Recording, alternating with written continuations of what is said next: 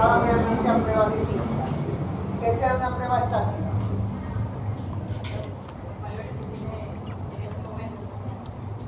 Perfecto. Una prueba estática es aquella que me va a determinar las concentraciones o las cantidades de X metabolito, ¿ok? De X metabolito al momento de la toma. ¿Quién me puede dar un ejemplo de una prueba estática? ¿Cuál? La glicemia en ayunas. Perfecto, la glicemia en ayunas, yo ya sé, ¿verdad? Yo ya sé que la glicemia a las 7 de la mañana que fue tomado, por ejemplo, me dio una cantidad de 90 miligramos por decilitro. Pero sé que esa glicemia de las 9 de la mañana va a cambiar a los minutos, a las horas, sea que como, que no coma, etc. ¿Ok? Eso es una prueba estática. La otra es una prueba, realmente se llama funcional, pero es dinámica, ¿no? Una prueba estática y pruebas funcionales. ¿Ok? Las pruebas funcionales, ¿qué analizan? Analizan, como dice el nombre,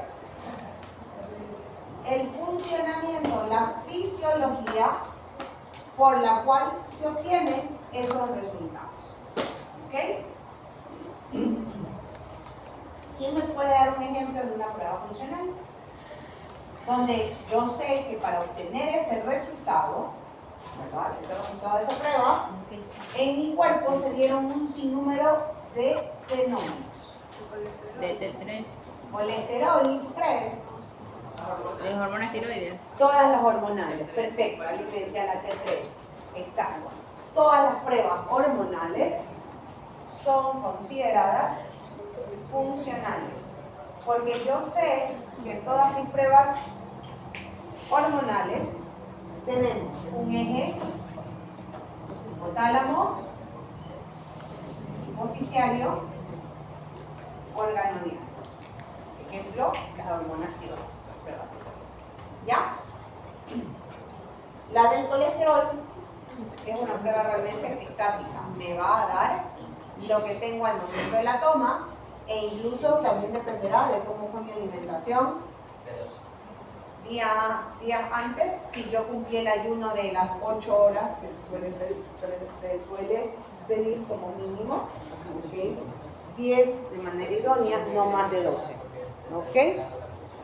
Entonces, las pruebas de rutina, en donde analizo, por ejemplo, urea, creatinina, ácido úrico, glicemia, colesterol, triglicéridos, realmente son pruebas estáticas. ¿Ya? Una prueba funcional, que la vamos a ver, por ejemplo, es la hemoglobina glicosilada. ¿Ok? ¿Qué me mide la hemoglobina glicosilada? ¿Alguien sabe? La cantidad de Siempre. glicemia en un periodo de tiempo. Perfecto. ¿Ok? La hemoglobina glicosilada lo usan los diabéticos. ¿Ok? Me estoy adelantando un poquito con dos propósitos, para diagnóstico, pero también para el tratamiento. ¿Ok? ¿Qué es lo que hace el típico diabético? Mi abuela era diabética. Hoy como suavecito, una lechuguita y un vasito de agua. Así de casa. ¿Ok? Porque al día siguiente me hago el examen y el doctor va a ver que sí me estoy portando bien. Pero el abajo de la manga se llama hemoglobina glicosilada, que como dice su compañera, no me va a detectar la glicemia del momento, que sería una prueba estática, sino que me analiza en los últimos 120 días. ¿Ok? En los últimos 120 días, ¿qué ha pasado con la glicemia? Y entonces ahí se verá el porcentaje, la hemoglobina glicosilada se analiza en porcentaje, y dependiendo del porcentaje, pues se ve si el paciente realmente ha tenido los niveles de la glicemia controlada o no. Y como yo sé, eso irá a la par de la alimentación y del consumo de los hipoglicemiantes o la insulina en el caso del tipo de tratamiento que esté pasando. ¿Ya?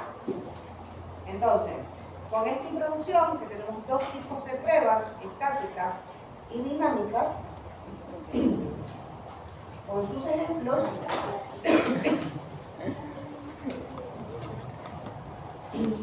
comenzamos. Y aquí sí me gusta revisarlo con ustedes porque realmente hay un sinnúmero de pruebas y que realmente no todas estas pruebas realmente son o tienen utilidad desde el punto de vista nutricional. Y en un país como el nuestro, en donde cada examen, cada artículo a utilizar tiene un impacto, ya sea en la economía del paciente o en la economía del país, tendré que saber qué examen realmente solicitar y la utilidad del mismo. Al menos voy a enfocar a los exámenes que tengan una mayor relevancia desde el punto de vista nutricional. Y no olvidarse que en las pruebas, cualquier prueba que hagamos, sea de laboratorio o sea de imagen, todos estos exámenes complementarios, que también ustedes imagino que están analizando en semiología, ¿ok? Manejen los términos de sensibilidad y especificidad. ¿Qué analiza la especificidad? Algo específico que está causando, por ejemplo, la especificidad del virus del COVID-19, por ejemplo, que tiene una prueba. La probabilidad de que algo sea de tener un falso positivo. Falso positivo. ¿Qué mide la especificidad?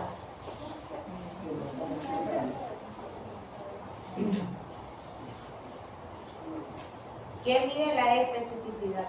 Tiene que ver sí con los falsos positivos y los falsos negativos. Pero, ¿para qué te sirve la especificidad? Para analizar si el paciente está realmente enfermo. O sea, la cantidad de falsos negativos es menor. ¿Ok? Si yo digo que es un falso negativo, ¿qué es? ¿Un paciente sano o un paciente enfermo? Enfermo. ¿Ok? Y un falso positivo. Perdón, un falso positivo es aquella persona que aparentemente tiene una enfermedad pero está sana. Y un falso negativo es aparentemente una persona sana pero está enferma. ¿Ya? Los exámenes se analizan de acuerdo al porcentaje de sensibilidad y especificidad. ¿Ok? La especificidad me analiza de cuántos pacientes realmente están enfermos. ¿Sí? Por lo tanto, reduce el riesgo de los falsos positivos o negativos. Negativos. Negativos. Dijimos que el falso negativo es aquella persona que aparentemente está sana, pero realmente está enferma. ¿Ya? Mientras que la sensibilidad, ¿ok? Son pruebas que tienen en cambio pueden tener un mayor riesgo de falsos positivos. Quiere decir que dará la impresión que el paciente está enfermo cuando realmente está sano. ¿Ya? Entonces, cuando ustedes analizan una prueba, me interesa más que la prueba sea específica más que sensible. Cuando yo quiero descubrir una enfermedad. ¿Sí está claro eso? Si no, vayan y vuelvan a revisar conceptos de sensibilidad y especificidad. Cuando ustedes vean, no espero que lo vean en clínica, no sé si lo vayan a ver en semiología, porque usualmente en semiología se puede analizar los conceptos, pero no tanto las pruebas. Lo que me interesa es que una prueba sea más específica que sensible, porque las pruebas específicas me permiten detectar enfermedades. ¿Ya? Y cuando ustedes analicen en clínica, pues ahí verán cuáles son las pruebas que usualmente se hacen para detectar. Y hay algunas que ya se saben que de rutina se tienen que hacer. Por ejemplo, en una mujer, ¿qué se hace para descartar o detectar, mejor dicho, un cáncer de cervix? Un Papa Nicolau. Okay. Son pruebas que hoy por hoy se conocen, que tienen una... ¿Qué? Ay, mira, me enfoqué al extremo. ¿Qué? Que me fue al extremo, que hablé de marcadores tumorales. Ah, claro. El CA125, ¿verdad? Para el cáncer de ovario, usualmente. Okay. Claro, los marcadores tumorales, ojo con esto. Alguna vez fui con ustedes Y cuando uno ve clínica, pues todo uno se alarma, ¿ya? Porque todos no estamos exentos de tener algún familiar enfermo, ¿sí? Y lo saco a relación por lo que me dice su compañero. Y de hecho lo tuve con mi suegra hace una semana, que no sé si estaba en clase con ustedes o con quién, y justo me llamó y me comenzó a hacer la consulta, ¿ya? Que esa es la más difícil porque si me trabajas en consulta es más complicado, por teléfono es más complicado porque no puedo ver. Los marcadores tumorales son pruebas complementarias. Pero no puede decir que si tengo un marcador tumoral alto, es que la persona tiene cáncer. Me pasó con el antígeno prostático de mi papá. ¿Okay? El antígeno prostático de mi papá estaba alto. Y yo ya estaba pensando en un cáncer de próstata. Aunque también podía estar asociado con una prostatitis. ¿Okay? Con una infección de la próstata. La próstata no tenía ningún problema. ¿Saben lo que había ocasionado que incremente el antígeno prostático? No. Una colitis. Así de sensibles son los marcadores tumorales. Que si yo tengo un proceso inflamatorio, pueden incrementarse también los marcadores tumorales. Por eso es que la base de la medicina es la semiología. ¿Ok? Y que dependiendo de la clínica de mi paciente, yo sabré realmente qué exámenes complementarios mandar y si esos resultados se asocian o no con algo realmente patológico. Se controló su problema del colon, porque era un colon irritable y tenía una colitis en aquel momento, y el antígeno prostático bajó. Claro, tenía una hiperplasia prostática normal de la edad, pero que nunca más desarrolló eso. ¿Okay? Entonces llamo a cotación porque también me pasó hace unas semanas, no me acuerdo con qué marcador tumoral era, mi suegra tiene antecedentes de cáncer de mama, entonces ella cada vez que tiene un marcador tumoral alto, o le salen las estrellitas, porque esa es otra, las estrellitas son una respuesta automática del equipo. ¿Okay? Entonces a veces son incrementos mínimos o no tan significativos y me lo va a marcar. Y no necesariamente tengo algo patológico. ¿Ya? En el caso de ella, había sido por también algo, un proceso inflamatorio que había, ¿okay? Y no había ninguna relación con el proceso maligno. ¿Ya? Lo que sí es importante entender es la especificidad y la sensibilidad, y que a mí me interesa que sean más las pruebas específicas, más que sensibles, ¿ok? Para poder detectar mis pacientes enfermos. ¿Ya? Ok. Eso por un lado, los tipos de pruebas, estáticas y funcionales. Ahora, tenemos pruebas estáticas para evaluar el componente proteico, ¿sí? Y que dentro de estas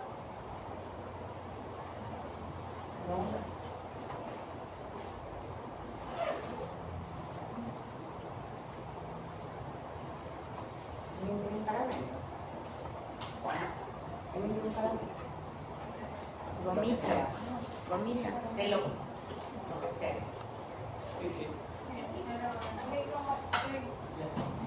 Mi esposo anda medio enfermo y yo que prefiero un caramelo. Y yo no sé si que ya por ahí me dio náusea.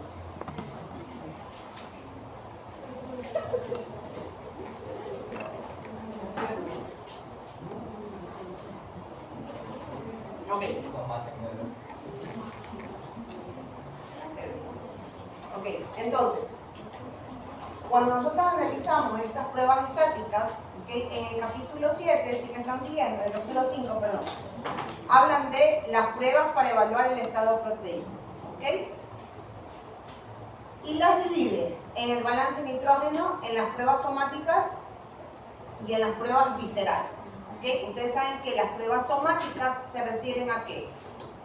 ¿Qué analizo con las pruebas somáticas? ¿Soma qué viene la palabra soma?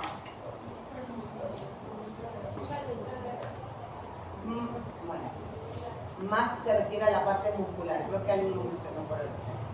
Creo que alguien lo mencionó. ¿Ok? Entonces, lo que se está refiriendo es que tenemos pruebas para analizar soma. Soma significa cuerpo. ¿Ok? En este caso, si bien es cierto, soma significa cuerpo, se refiere más que nada al análisis muscular. ¿Ok? Y lo separamos, el análisis de músculo versus el resto de las proteínas. ¿Ok? Eso se refiere como proteínas viscerales. ¿Ok? Y voy a analizar cada una de ellas porque realmente no todas estas pruebas se hacen en la práctica.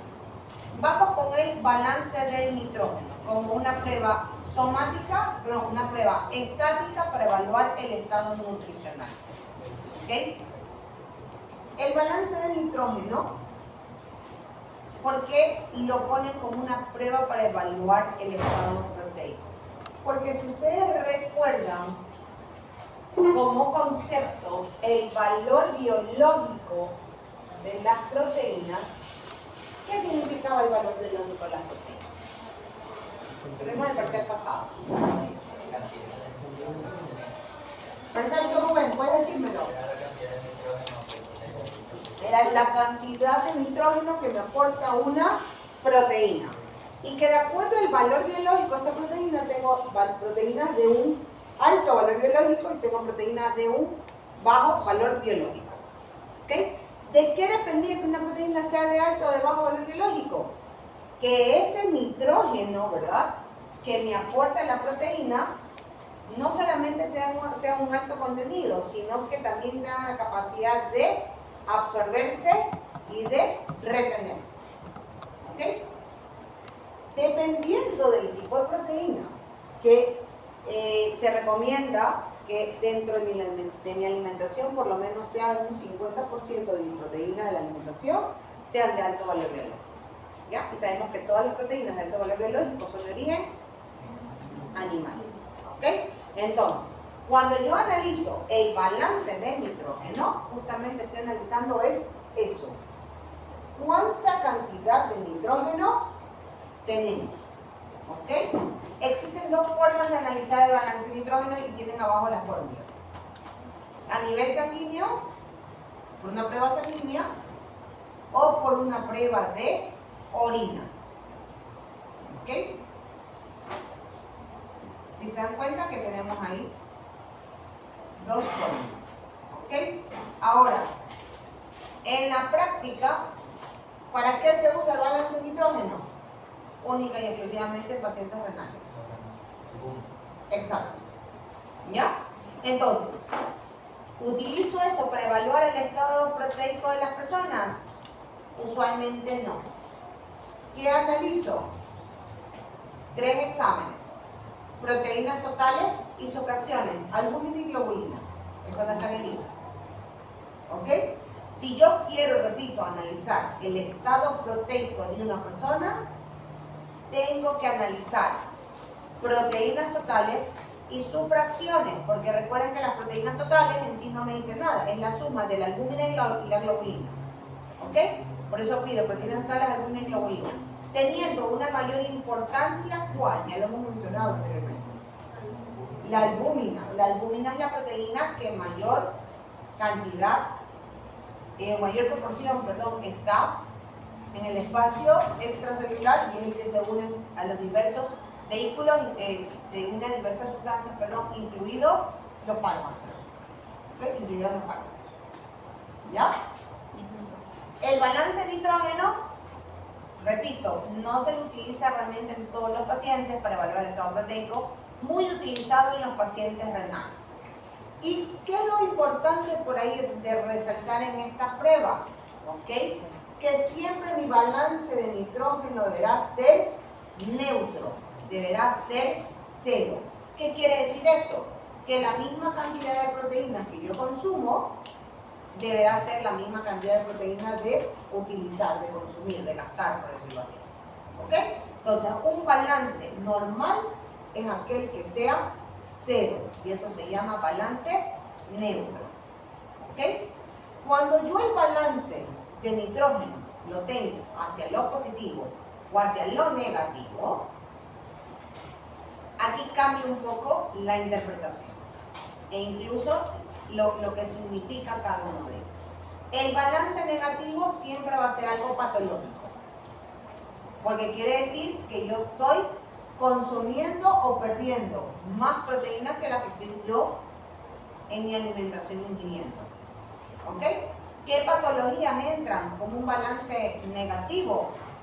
Las patologías, por ejemplo, gastrointestinales, vómitos, diarreas, ¿sí? Los pacientes con quemaduras, pacientes quemados o con fístulas. Los pacientes con fístulas son grandes perdedores de proteínas. No soy bien de eso. Y muchas veces las fístulas no son tan fáciles de identificar, de localizar. Gracias. ¿Ok?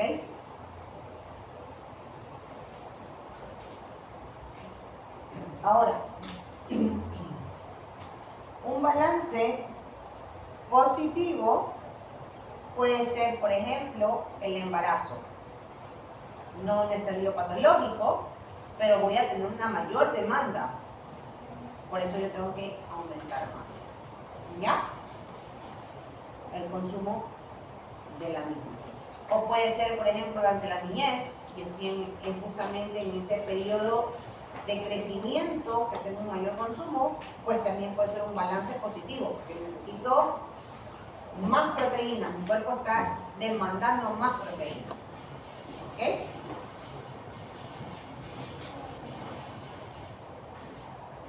Ahora, vamos con las proteínas somáticas.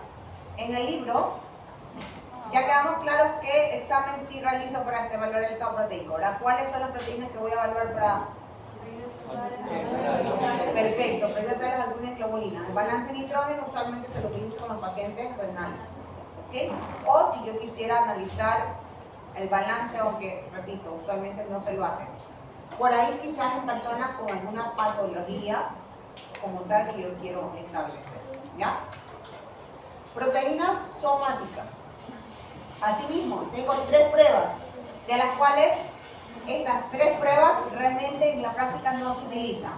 ¿Cuáles son esas 3 pruebas? Excreción urinaria de creatinina, ya la voy a mencionar. Excreción urinaria de creatinina, la excreción urinaria de 3-metilhistidina. ¿Ok? Esas son los dos exámenes que lo ponen como proteína somática. ¿Y cuál es el objetivo de proteína somática? Analizar la cantidad de proteínas musculares que tiene un sujeto. En la práctica, no se realiza ninguna de estas dos, se siguen utilizando las mismas que dijimos en su momento para evaluar el estado proteico. ¿Ya? Simplemente resaltar que la excreción urinaria de creatinina me sirve para ver insuficiencia renal crónica. ¿Ok? ¿Por qué? Porque los pacientes con daño renal, ¿okay? O tengo un paciente diabético y que quiero ver si tiene daño renal, ¿qué es lo que hago yo? Hago recolección de orina por 24 horas. No sé si han visto en los hospitales que hay unas pomas de agua y que tienen orina en su interior, ¿no han visto? Sí. Si ven esas pomas de agua con orina es porque justamente van a hacer una excreción urinaria creatinina, van a analizar la función renal del paciente. ¿Sí? Entonces, repito, ¿vamos a analizar excreción urinaria creatinina para ver proteína somática en un paciente? No, no gastemos un recurso del cual yo puedo analizar el estado proteico simplemente con estas pruebas sanguíneas que son proteínas totales, albúmina y globulina. Si yo tengo un paciente diabético y quiero ver cómo está el filtrado glomerular, y si en el filtrado glomerular hay pérdida de proteínas, busco excreción urinaria de creatinina en 24 horas. ¿Sí? Y esta prueba urinaria, excreción urinaria de 3-metilhistidina, que de acuerdo a lo que dice el libro, es un poco más específica para el análisis de proteínas, de proteínas musculares, realmente en la práctica nuestra no se la realiza. ¿Ok? Proteínas viscerales. Algunas de las proteínas que están aquí realmente no son estáticas, son algunas de ellas dinámicas. y que su finalidad la vamos a hablar dependiendo de la prueba que estemos hablando. Por ejemplo,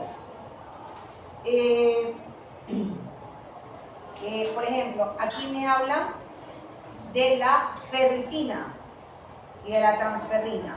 La ferritina y la transferrina son proteínas viscerales, ¿ok? Sin embargo, no las utilizamos, sin embargo, estas no son estáticas, son funcionales. Y su utilidad es cuando yo quiero analizar anemia ferropénica, ¿ya? Entonces, dentro de proteínas totales, repito, hay un sinnúmero de proteínas, ¿ok? Aquí hablan de la proteína C reactiva. ¿Cuándo se me activa la proteína C reactiva? Por ejemplo. O infeccioso, ¿ya? Repito, no todos los exámenes que están en este apartado tienen un enfoque nutricional. Haré proteína C reactiva cuando sospecho de un proceso infeccioso, ¿ok? Y quiero analizar cuánta es la cantidad, ¿ya? Esa sería una proteína visceral estática cuando hablo de proteína C reactiva, igual la albúmina, que aquí se me la menciona, pero ojo con la ferritina, transferrina o la somatomedina C, que aquí la menciona, que son más pruebas de índole funcionales que estáticas, ¿okay? Y que las aplicaré dependiendo de lo que yo quiera buscar. Seguimos con pruebas estáticas. Ya no de proteínas, sino voy a hablar de micronutrientes. ¿Okay? Yo tengo pruebas estáticas donde yo puedo analizar vitaminas y minerales. Una vez más, son estáticas, ¿por qué? Porque voy a analizar la cantidad de ese mineral en ese momento que está disponible en la sangre, lo que habíamos hablado como la biodisponibilidad en el parcial pasado, ¿ya? No todas las vitaminas ni minerales que tienen en estas tablas realmente se utilizan o se pueden analizar. Por ejemplo, si yo hablo de las vitaminas, ¿okay? El cuadro de las vitaminas tengo en la página 180, ¿sí? Si yo, por ejemplo, quiero hablar de las vitaminas A, vitamina E, vitamina K, vitamina C, no siempre las suelo cuantificar, ¿ok? No siempre las suelo cuantificar. No así la vitamina D, que esa sí sé que tengo que cuantificar antes de suplementar, por ejemplo. ¿Ya? Ahora, de minerales. Perdón, de vitaminas, me faltaron las del complejo B, ¿ok? De todas las vitaminas del complejo B, las que asimismo sé que puedo cuantificar y que me va a servir incluso para descartar cualquier patología que esté pensando, será la vitamina B12, de cajón si tengo un paciente vegano, ¿ok? O como conversaba, no sé si a ustedes les decía, conversaba con una mamá del curso de mi hijita que es nutricionista, y pues justamente estábamos hablando de las operaciones bariátricas que de manera indiscriminada hoy por hoy se hacen, y que ya conocen una persona que por 20 libras de exceso se hizo una bariátrica. Que es una locura. 20 libras, estamos hablando de 10 kilos. Por 10 kilos de más hacerse una bariátrica no tiene sentido, ¿ok? Y a esta persona le hicieron, le hicieron el bypass gástrico, ¿sí? Y el bypass, hay una resección completa del estómago. ¿Qué pasa en estos casos? ¿Qué hará falta de por vida? Factor intrínseco, y por lo tanto se va a afectar la absorción de la vitamina B12. Por lo tanto, esta persona se tiene que aplicar de manera intravenosa la vitamina B12, porque ya no va a haber forma de cómo absorberla. ¿Ok? ¿Todo por qué? Por bajar 10 kilos. Sin contar la alopecia que tuvo como resultado, porque también hay una pérdida de peso, o sea, hay pérdida de pelo de este tipo de pacientes. ¿Ok? Entonces, ya hablamos de la vitamina D, se puede cuantificar. La vitamina B12, sobre todo si yo tengo pacientes que han sido sometidos algún tipo de resección gástrica en donde sé que se puede haber afectado mis células parietales o la extracción total y que sé que tengo que suplementar con vitamina B12, ¿sí? Y la otra que habíamos hablado era sobre el ácido fólico. ¿Se acuerdan de la relación del ácido fólico con la homocisteína? Para ver si realmente está actuando o no la enzima, ¿sí? La metiltetrahidrofolato reductasa. ¿Ok? Son las únicas 3 vitaminas que yo le veo alguna utilidad para hacer alguna prueba sanguínea y obtener información de la misma que tribute a mi historia clínica. B9 y B12 junto con la vitamina D. ¿Okay? Obviamente la vitamina D es más frecuente por su relevancia. Sabemos que toda mujer menopáusica casi que altamente probable que tengan que hacer una suplementación. ¿Okay? Ahora seguimos con los minerales. De los minerales, aquí tenemos hierro, calcio, potasio, sodio, cloro, fósforo, magnesio, yodo, zinc, cobre, selenio, manganeso. ¿Ok? De estos, lo que casi no suelo realizar serán el manganeso, el selenio, a menos que tenga algo específico, como ustedes se acuerdan que una zona de la China era más propenso a tener deficiencia de selenio. Quizás si estuviera trabajando en algún lugar o conozco personas que vinieron de China que pueden estar cercanos a estas poblaciones o vivo en otro país, ¿okay? Cualquiera de nosotros puede venir a vivir fuera de otro país en cualquier momento, pues el selenio pues, es muy común las carencias de selenio en una parte de la China. El cobre no usualmente lo hago a menos que tenga sospecha de una hemocromatosis, por ejemplo. Y esta hemocromatosis tiene un carácter hereditario. Y tengo los famosos, ¿qué cosa?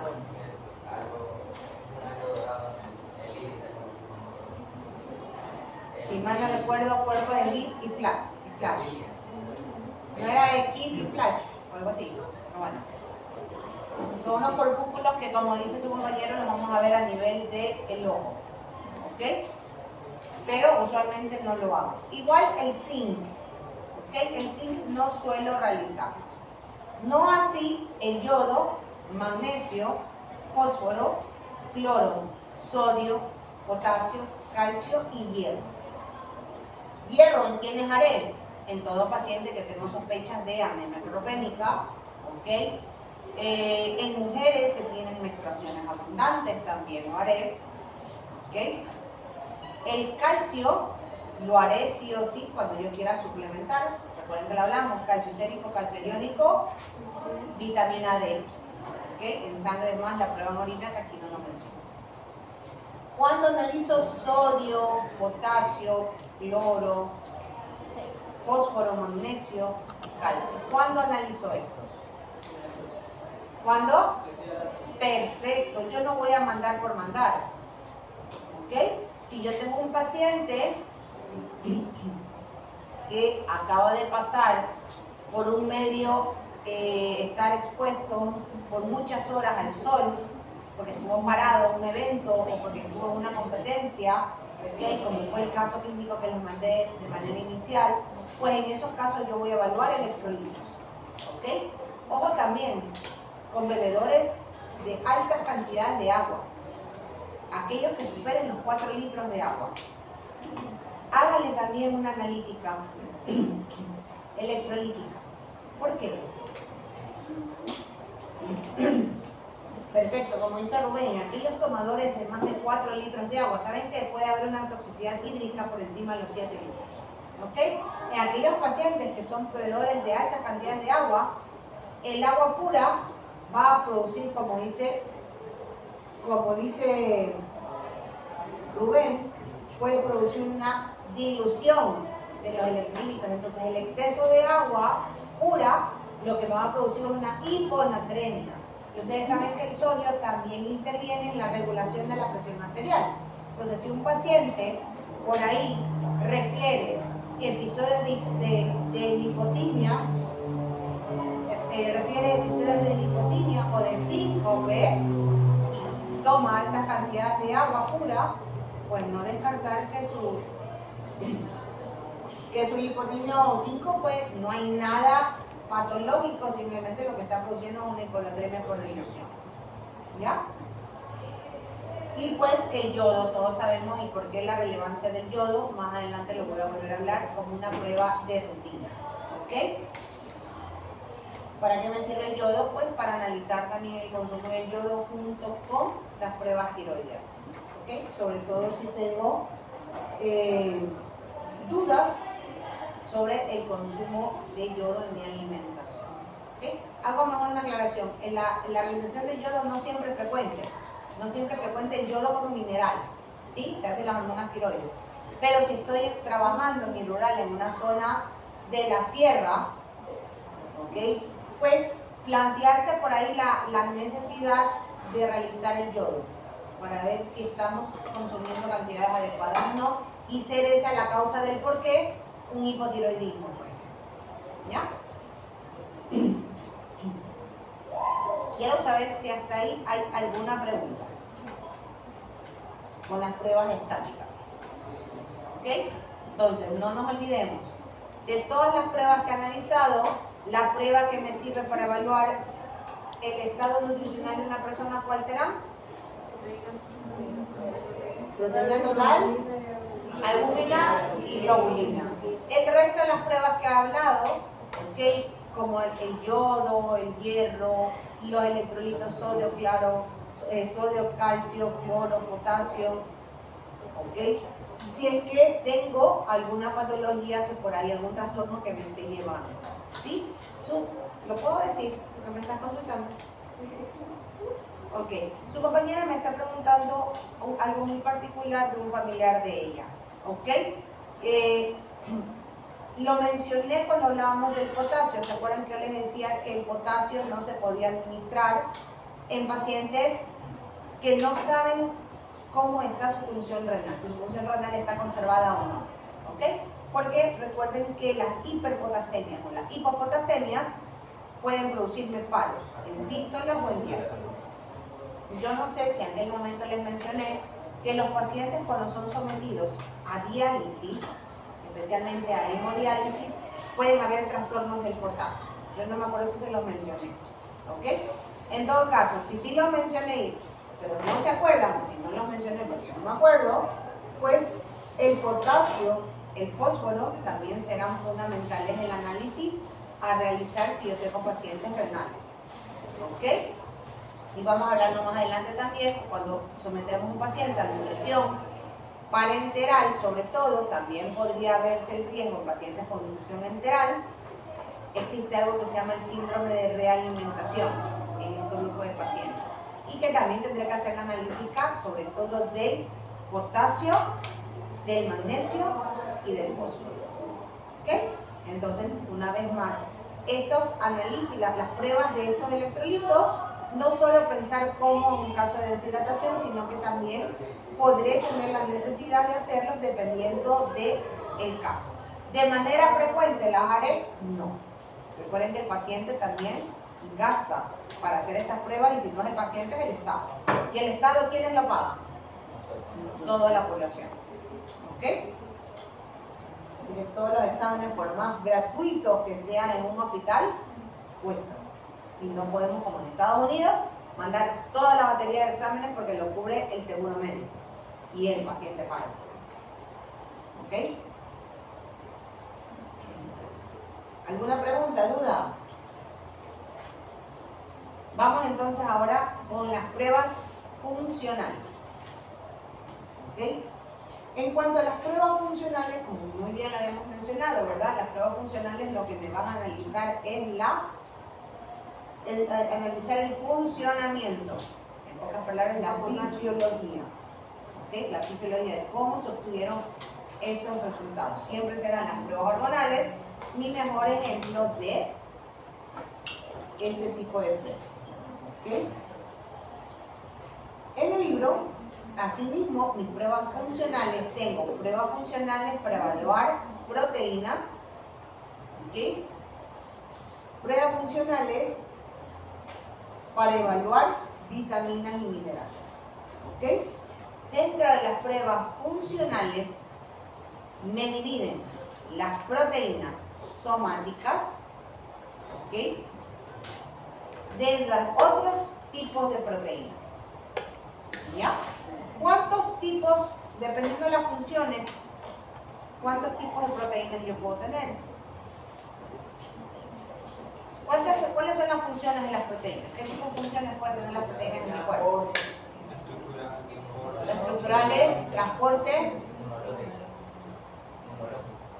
de defensa, las inmunológicas, ¿ok?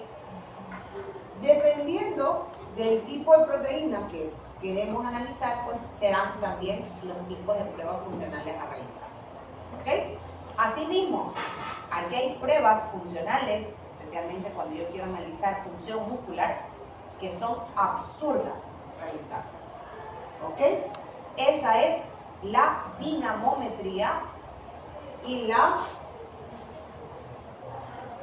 electromiografía.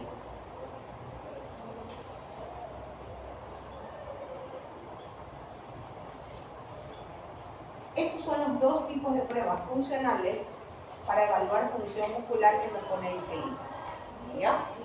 Dinamometría y la electromiografía. Vamos con la primera.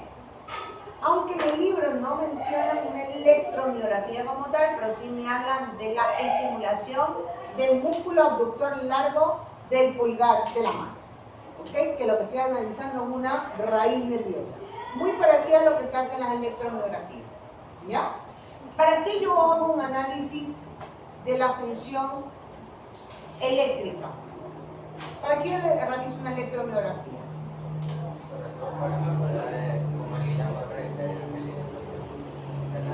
Pero ¿qué analizas en la electromiografía? A ver si se acuerda. ¿Y cómo se llama eso? No. ¿Cómo me dijiste, perdón? ¿Cómo se llama este estímulo que se da a nivel nervioso? Sí, pero ¿cómo se llama? Recuerden que no todo reflejo llega a centros superiores y que se queda a nivel del dermatoma correspondiente a esa raíz nerviosa, donde una vía eferente, en donde a través de una vía aferente sale el impulso por una vía eferente sin llegar a los centros superiores. ¿Cómo se llamaba eso? Y seguía el mismo dermatoma.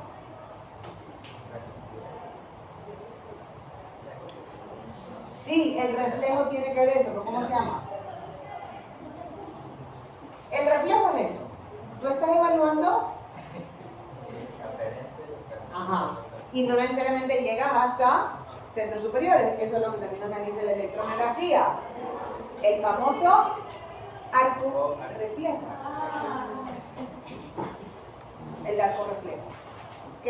En donde, ¿qué hace esta electromiografía o el examen más específico? Es la estimulación del abductor largo del dedo pulgar de la mano.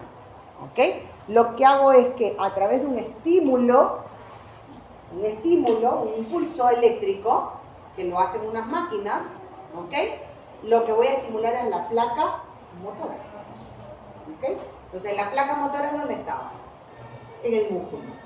Y como reflejo y como resultado de la estimulación de la placa motora, tenemos el arco reflejo, que va por una vía aferente, el estímulo, y regresa por una vía aferente, que como me decía Rubén, se da un reflejo. Por eso le preguntaba, ¿cómo se llama eso? El arco reflejo. ¿Ya? Y tenemos la respuesta. Por ejemplo, si vamos a hacer el abductor, el movimiento del abductor, que es lo que ustedes lo sacan con el reflejo también.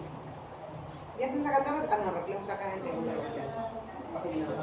¿Ya? Pero básicamente lo que ustedes hacen con la búsqueda de los reflejos es eso, es buscar esa respuesta que con un examen también lo buscamos a través de un impulso eléctrico. Ok, y entonces, ¿dónde está mi relación de utilizar una electromiografía para analizar el estado nutricional de un sujeto. Se me fueron por allá. Descartar un problema de neurología. Espérame, esa es el porqué, la verdadera utilidad. ¿Ya? Pregunto. Escúchame, chicos. Hasta ahí estamos claros, ¿verdad? Hasta ahí estamos claros. El arco reflejo, repito, el arco reflejo es una respuesta eléctrica en donde no necesariamente llega a los centros superiores. Se queda a nivel de la sección del dermatoma, en la sección medular correspondiente, llega y sale por la misma y tiene como respuesta un movimiento. ¿Okay? Ese es el reflejo. ¿Ya? Ahora, ¿cuál sería en la lógica del libro la utilidad de realizar una electromiografía o una estimulación del aductor largo del primer dedo de la mano? ¿Cuál es la relación con los estados principalmente de desnutrición? Es que hay una respuesta tardía. ¿Ya? Sin embargo, como me decía, Alexander, como me decía Alexander, ¿para qué hacen una electromiografía? para descartar un problema neurológico. Por lo tanto, voy a descartar desnutrición mediante una electromiografía. Es un examen caro que no lo realizan todos los neurólogos porque tienen que tener el equipo, y lo voy a hacer para descartar estado nutricional cuando simplemente a través de proteínas totales algunas y lo puedo hacer. ¿Ya? Por lo tanto, ¿hago la electromiografía? No. Solo y únicamente, como me decía Rubén en su momento, hablaba de una enfermedad, como también decía Alexander, enfermedades neurológicas, como que Guillain-Barré, esclerosis múltiple, ¿okay? Por ahí un desplazamiento de un disco, que no necesariamente es por una causa patológica, una causa neurológica, pero sé que ese disco intervertebral, dependiendo qué tanto me esté construyendo el canal medular, puedo tener una alteración de la motricidad de mis miembros inferiores. ¿Ya? Entonces, no está realmente justificada la realización de esta prueba para evaluar función muscular. La lógica es lo que les estoy diciendo, hay un enlentecimiento en estados de desnutrición. ¿Ya? ¿Y qué es la dinamometría? La dinamometría me mide la fuerza muscular. ¿Saben lo que es una mancuerna? Los caballeros antes saben. Y las chicas no, eso no es la mancuerna. ¿Qué es la mancuerna? No, eso es.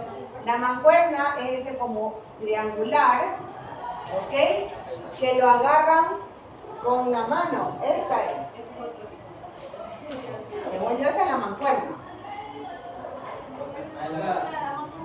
No se le llama que es una persona.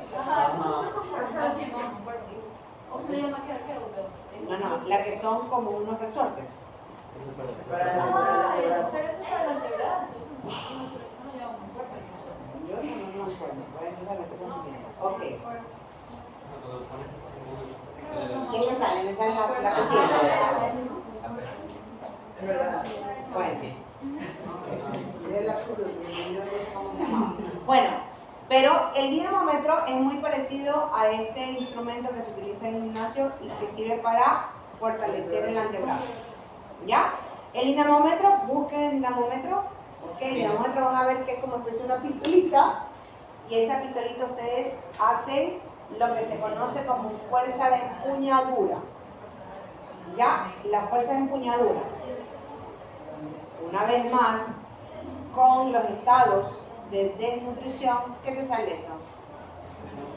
No, eso no es el dinamómetro. Ese es el dinamómetro. Como una pistolita, que es lo que les decía. ¿Ya? Como una pistolita. Exacto. ¿Ok? Eso se llama dinamómetro dinamómetro que analiza la fuerza de empuñadura, la fuerza que ejercen los músculos del antebrazo. Cuando yo tengo un estado de desnutrición, reduce la fuerza, es normal. ¿Ok? Entonces lo que analizo como prueba funcional es el uso de dinamómetro, pero una vez más, no todos tienen dinamómetro para realizarlo, ¿ok? Y existen otras formas que ustedes lo van a ver en los pacientes neurológicos como para analizar la fuerza, que es, esta no, agarra bien, ¿ok? Y yo le pido, aprieta. Sin miedo, aprieta. ¿ok? Es realmente la forma en cómo se evalúa la fuerza. Si queremos ser más objetivos, por supuesto, el dinamómetro servirá, ¿ya? Pero una vez más, no me va a servir para evaluar la nutrición. Perdón, un rato. Decíamos,